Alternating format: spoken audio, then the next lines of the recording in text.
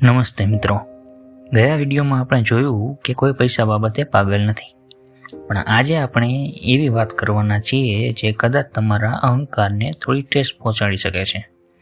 શું તમે માનો છો કે તમે આજે જે પણ છો તે માત્ર તમારી મહેનતના કારણે છો?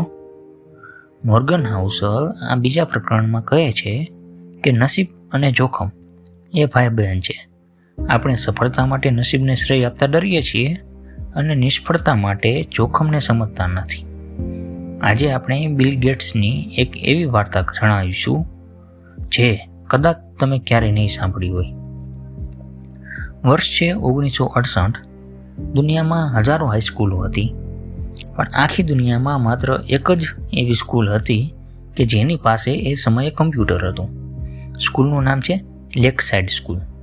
ત્યાં 3 ખાસ મિત્રો હતા: બિલ ગેટ્સ, પોલ એલન અને કેટ ઇવાન્સ. બિલ ગેટ્સ છે તેઓ પોતે કહે છે કે જો લેકસાઇડ સ્કૂલ ન હોત તો માઇક્રોસોફ્ટ ન હોત.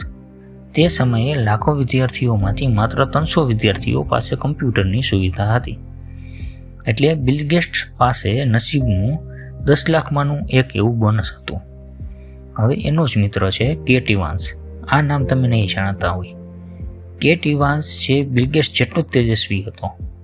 બિલ અને કેન્ટ સાથે મળીને ભવિષ્યના સપના જોતા, પણ સ્કૂલ પૂરી થાય તેની પહેલાં જ એક પર્વત ચડવામાં અકસ્માતમાં તેમનું મૃત્યુ થયું હતું.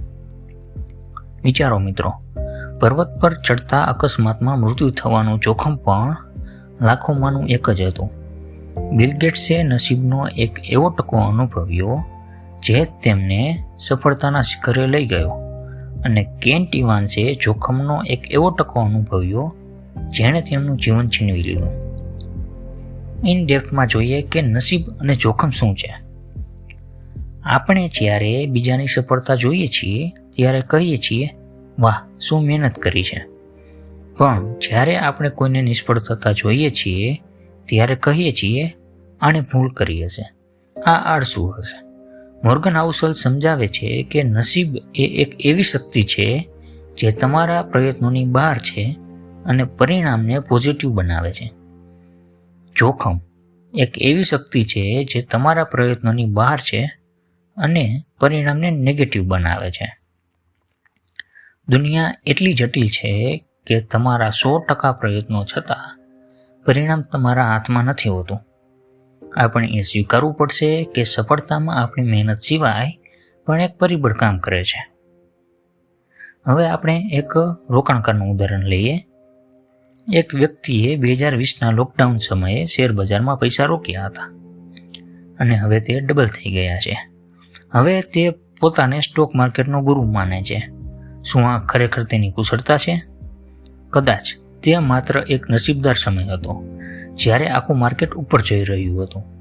બીજી બાજુ એક વ્યક્તિએ ખૂબ સરસ રિસર્ચ કરીને સારા એવા શેરમાં પૈસા રોક્યા છે, પણ અચાનક યુદ્ધ કે મહામારી આવી ગઈ અને તેના પૈસા ડૂબી ગયા. શું તે મૂર્ખ છે? ના, તેણે જોખમનો સામનો કર્યો છે.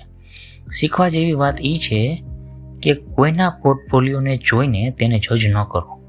નસીબ અને જોખમ હંમેશા અદૃશ્ય રીતે કામ કરતા હોય જ છે. આ પ્રકરણમાંથી આપણે શું શીખવાનું છે? પહેલું, કોઈને પૂરેપૂરો આદર્શ ન માનો. બિલ ગેટ્સ કે ઇલોન મસ્ક જેવા લોકો આઉટલાયર છે. તેમના જીવનમાં નસીબનો ફાળો બહુ મોટો રહ્યો છે. તેમના જેવું બેઠું કરવા જશો તો કદાચ નિષ્ફળ જશો. બીજું છે, પેટર્ન પર ધ્યાન આપો, વ્યક્તિ પર નહીં. એટલે કે એક વ્યક્તિની સફળતાને અનુસરવાને બદલે એ જુઓ કે મોટાભાગના સફળ લોકો કઈ સમાન પદ્ધતિ વાપરે છે, જેમ કે ધીરજ, શિસ્ત અને બચત. ત્રીજું છે, નિષ્ફળતા વખતે પોતાને માફ કરો. જો તમે મહેનત કરી હોય અને છતાં નિષ્ફળ ગયા હોવ તો યાદ રાખો કે કદાચ તમે જોખમ નામના ભયનો સામનો કર્યો છે. નિરાશ થઈને બેસી ન રહો. મિત્રો, નસીબ અને જોખમને સમજવાનો અર્થ એ નથી કે આપણે મહેનત કરવાનું છોડી દેવું જોઈએ. એનો અર્થ એ છે કે આપણે નમ્ર બનવું જોઈએ જ્યારે આપણે સફળ થયા છીએ, અને જ્યારે આપણે નિષ્ફળ થયા છીએ ત્યારે ક્ષમાશીલ બનવું જોઈએ. યાદ રાખજો, તમે જેટલા સફળ છો એટલા કદાચ સારા નથી, અને તમે જેટલા નિષ્ફળ છો એટલા કદાચ ખરાબ પણ નથી. હવે તમારા માટે સવાલ છે, તમારા જીવનમાં એવી કઈ ઘટના બની છે જ્યાં તમને લાગે છે કે મહેનત કરતાં નસીબનો ફાળો વધારે હતો? સાચું બોલજો, કોમેન્ટમાં ચોક્કસથી જણાવજો. જો આ વિડીયોએ તમને નવો દૃષ્ટિકોણ આપ્યો હોય તો લાઈક કરો અને પ્રકરણ 3 ક્યારેય પૂરતું નથી જોવા માટે ચેનલને સબસ્ક્રાઈબ કરો. મળીએ આવતા વિડીયોમાં. જય હિન્દ, જય ભારત.